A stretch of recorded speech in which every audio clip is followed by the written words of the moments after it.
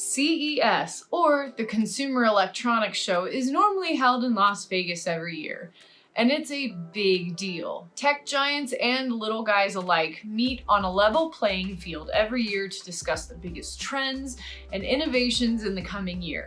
But due to the pandemic, 2021 was a little different. Instead of catching a flight, they booked Zoom calls, went to digital press conferences, and stayed at home for what is now history's largest digital event in the tech industry. So what does this have to do with telehealth? What even is telehealth?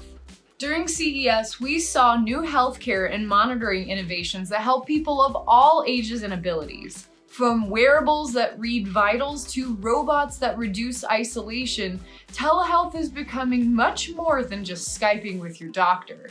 The combination of technology and the pandemic has forced a lot of change in how we take care of ourselves and think about medicine. So join us for a dose of exciting new technology as we explore telehealth and how it will affect you in 2021.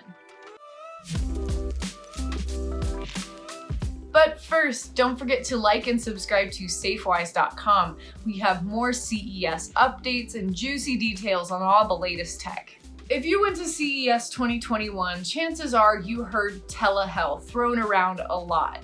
But it's not a company and it's not a product. In fact, you've probably even used it before. Before 2020, telehealth was a way for patients to connect with doctors, nurses, and other healthcare providers over phone or video. And that was pretty much it. If you had a question or an injury or needed a prescription, you could pretty much just call your doctor and have a conversation. But once the pandemic hit, telehealth took off. It's now common for doctors and therapists alike to have conversations with their patients virtually rather than in person. According to surveys from the Parks Associates, telehealth has more than quadrupled since 2019, with 27% of seniors surveyed using telehealth services for the first time. The Consumer Technology Association mentioned telehealth as one of 2021's big tech trends to watch, alongside with huge advances like robotics, 5G, and smart cities. We have more details on those trends on Safewise.com if you want to learn more. The definition of telehealth has expanded to include any kind of technology consumers can use to measure their health. With wearables, apps, and video conferencing platforms entering the world more than ever, it's easier for us, the patients, to measure our own health. Senior care specifically has seen a lot of advances thanks to telehealth. Check out our video on Alexa Care Hub to find out how your Amazon Echo can help out with aging parents or neighbors.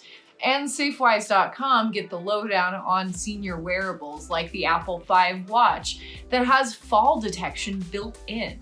And as for CES 2021, here are a few examples of tech we saw firsthand.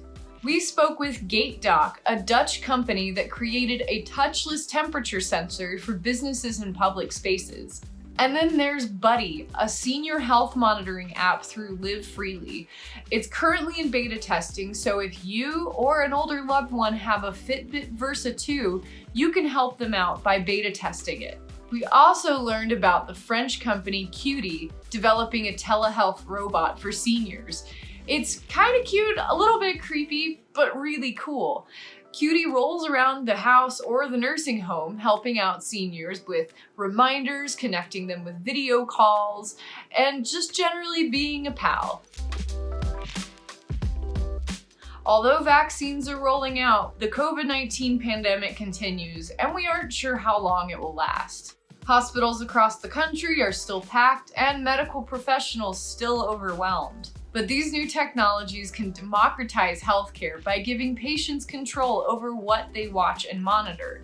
By putting this tech in the hands of people, we can give some relief to healthcare workers by clearing offices and hospitals of non-emergency and non-COVID related issues. Ultimately, these devices are a shot of prevention rather than treatment.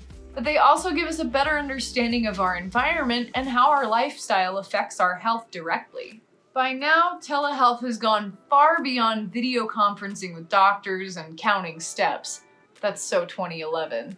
This year, you can expect to see wearables and apps flood the market for anything from blood pressure and glucose to learning more about the microbiomes inside of our guts.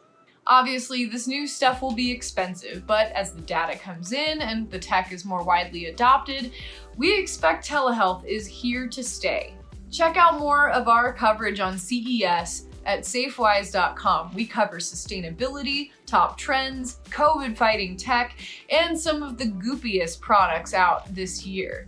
It's like a coffee colonic for your newsfeed.